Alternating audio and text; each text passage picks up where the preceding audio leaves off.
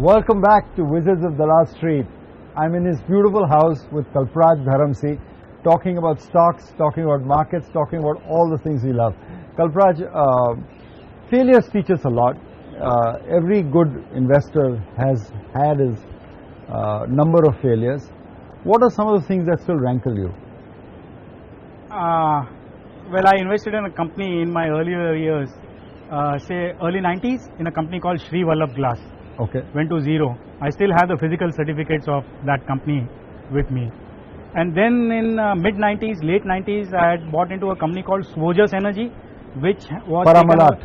Yes. Parmalat, yeah. Yeah. Parmalat was an Italian company which Right. itself went bankrupt, and I lost 100% of my money in both those investments. Who do you blame for those losses? Me, myself, nobody else. It was definitely me.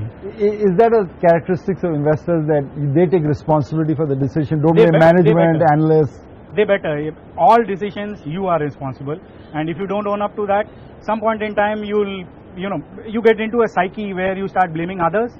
You're headed for trouble. If you make an investment call today, say Kalparaj Dharamshi buys a XYZ investment share, at what point do you question the validity of the hypothesis? After it's down 10%, 20%, the earnings don't come in. When do you question how the stock has been? What I have found, Ramesh, is that within the first 6 months I have a fair idea whether an investment is going to work or not. See, till the time you invest your money in it, you have an idea of a stock which is entirely different. It changes as soon as you put your money into it, and then you start digging more. You spend sleepless nights. Surely you don't invest before you investigate. But even after investigating, once you invest, the motivation, your intellect does 10 times the work it is supposed to do or prior to investing. And so what I find is within the first 6 months, I'll probably have a decent idea of whether something is going to work or not. But say for example, a recent investment of mine, Delta. We bought this 4 years back. Casino company out of Goa. It's a gaming company out of Goa. They have a property in Daman where they are awaiting regulatory license for starting their casino. And I had high hopes for this company. I still do. I own it. I haven't sold a single share. But not recommending it, but just discussing absolutely. Recommendations, nothing. I am not recommending anything. Yes, just to be sure about that. Yeah, the regulators take a very the odds different are way. against that. Absolutely. Good one, Ramesh. And so I am not clear in my mind whether it will work or not. They need to become asset light. They need to dispose of their assets. They need to bring down their debt, and they need to get a license over which they have no control. The environment has to change. Absolutely. So once that happens, it is a 40-45% gross margin kind of a business, and most of what they'll have if they get rid of their debt, is a small balance sheet, 500-600 crores, and they do 300 crores top line out of Goa. They can probably do another 300 out of Daman. They are a pioneer. They have no competition. It's a unique company, and if they do manage their Daman license and they lighten their balance sheet, I see a bright future for them. But let's go from Delta to Alpha. What is the Kalpraj Dharamshi template after 25 years of evolution? How do you pick stocks? What are the characteristics of a good investor that you think are important? Temperament and discipline, I find, Explain that. are more important than intellect or curiosity. That is important. Intellect is required, but you need to figure things out in your own sweet time. But you need to be ahead in terms of deciding. If you can decide fast when you see an opportunity. See, what I found, Ramesh, is that of all the successful investors, 10 stand out. That means they have an omission of 190, 290, 390 stocks, which went on to become 100,000 baggers, and they did not invest in. It doesn't matter. It doesn't matter. You need to get your 10 stocks right, bet big on those 10 stocks, and then wait it out. Back up the truck? I am yet to back up the truck, but now my mini station wagon I am able to back up now. But that's always the key, right? To find Absolutely. a great idea and back up the truck. Absolutely. And Absolutely. buy that. Bet big. Temperament is that. What is the discipline part that investors need to learn? Well, you don't need to listen to everybody's opinion on your stock.